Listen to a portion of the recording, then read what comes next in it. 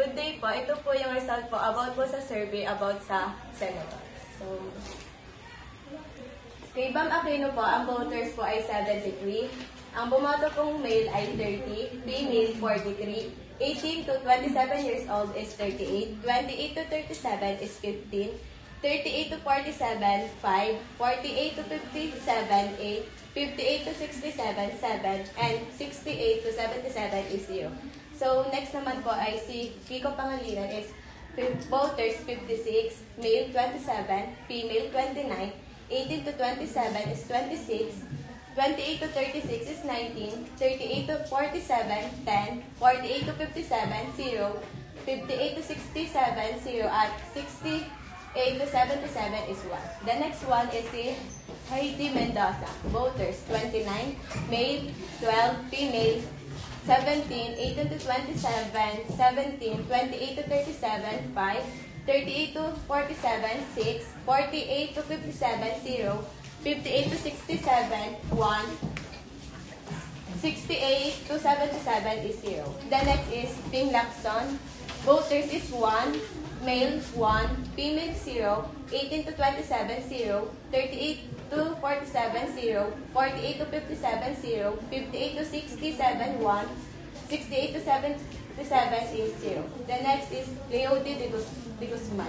Voters 17, male 11, female 3, 18 to 27, 6, 28 to 37, 3, 38 to 47, 0, 48 to 57, 5, 56 to 67, 0, 66 to 77 is 0.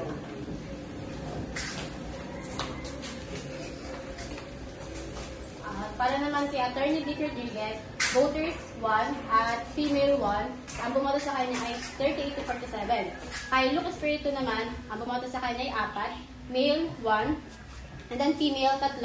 Sa age ng 18 to 27 ay 2, 28 to 37 ay 1, 48 to 57 ay 1. Kay Norman Marquez naman, ang bumoto sa kanya ay 1 sa male at ang age nito ay 18 to 27. Kay Busita Bonifacio, ang voters ay 1 at female at ang bumoto sa kanya ay 58 to 67. Kay Danilo Ramos ay voters ay 2, male, isa sa male at isa sa female. Ang age, isa sa age 18 to 27 and then sa 48 to 57. Kay Joy Montenegro ay voters ay isa sa male at ang age nito ay 38 to 47. Kay Erwin Tulfo, meron siyang 18 voters, 11 sa male, 7 sa female. 4 sa 28 to 37 at 10 sa 38 to 47 at 3 sa 48 to 57 at isa sa 58 to 67. Kay Lito Lapid, 3 sa voters, 3 sa male at 0 sa female, and then 48 to 57, 3 at sa 58 to 67 ay 3. Kay Bong Revilla, meron siyang 10 voters, 4 sa male, 6 sa female. 3 sa 38 to 47 at 5 sa 58 to 67 at 2 sa 68 to 67.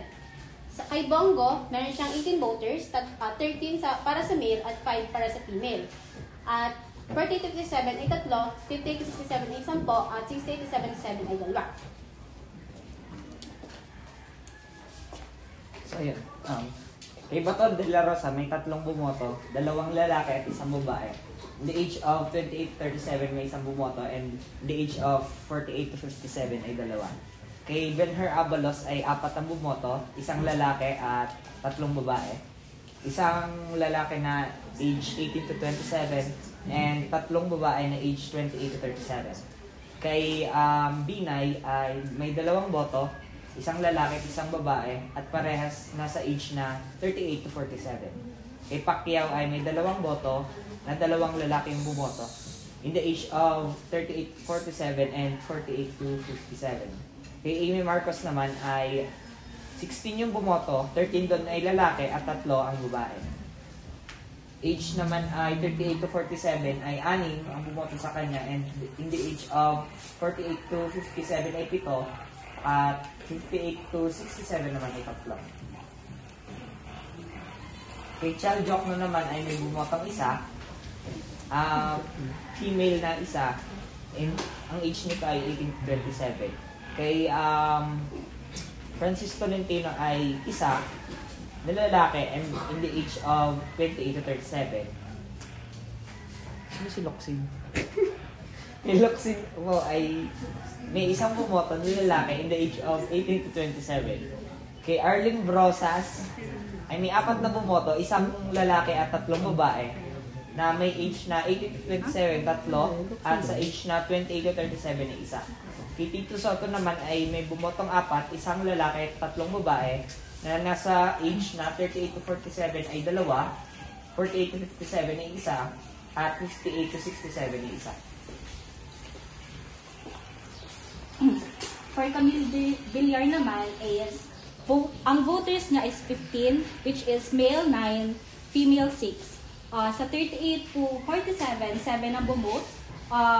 48 to 57, 3. 58 to 67, 5. Ben Tulfo, voters a 1, which is male, and the age bracket is 58 to 67. Ate Binay, voters 1, which is male, and the age bracket is 38 to 47. Philip Salvador, 1, which is female, and the age bracket is 58 to 67. Danilo Ramos, voters 3, which is male 2 and female 1. 38 to 47, 1, 48 to 57, 1, 58 to 67, 1. Sonny Matula, voters 3, which is male 2, female 1, 38 to 47, 1, 18 to 27, 2. Pia Cayetano, 8, which is male 5, female 3, 28 to 37, 2, 38 to 47, 5, 48 to 57, 1. Win Gatchalian, voters 1, which is male, and the age bracket is 28 to 37. Lauren Legarda, 6, male 3, female 3, and the age bracket is 28 to 37, 2, 38 to 47, 3, and 58 to 67, 1. Okay, so again, those are the perception of different voters sa kung sino yung mga senators na iboboto nila. And based on the table na na-present, the top 12 senatorial votes are, so on the 12th place, we have Bong Revilla. On 11th place, si Doc Willie Ong. 10th place, Leo de Guzman. 9th place, Camille Villar. 8th place, Sonny Matula. 7th place, Amy Marcos. 6th place, Willie Revillame. 5th place, Bongo. 4th place, Erwin Tulfo. 3rd place, Heidi Mendoza. 2nd place, Kiko Pangilinan. And the one who got the most votes based on the perceptions of Lemereños is Bam Aquino. So dumawa naman tayo sa mga reasons on why those Lemereños vote for those senators. So ang most voters ay in-state nila na they chose the candidate because they believe their leadership skills and decision-making abilities would bring stability and progress. So ibig sabihin, mas pine-prefer nila yung may alam na leader compared sa mga leaders na popular or yung nakikita lang nila sa TV.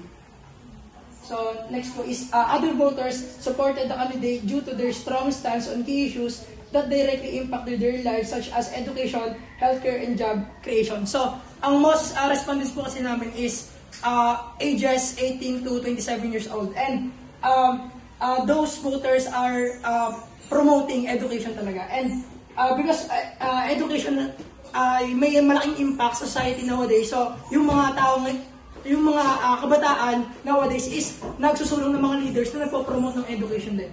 And some voters stated that they chose the candidate due to their popularity, believing that a well-known and widely supported figure would have a stronger influence and greater chances of winning. So, ibig sabihin lang ito, some of the voters ay nakikita nila or naging factor yung nakikita nila sa advertisements, sa mga palabas sa TV, sa mga palabas sa news on how they vote. And nakita rin namin sa pag-analyze namin na mayroong mga candidates na binoto nila na hindi naman kasali sa list ng mga kakandidato ngayong 2025. So, nakita namin, or based on our analysis, is that some of the voters nowadays ay hindi aware or hindi sila aware sa mga kumakandidatong botante ngayon, but ang focus pa rin nila is to promote education and stability sa country. So, yun lang po, and thank you.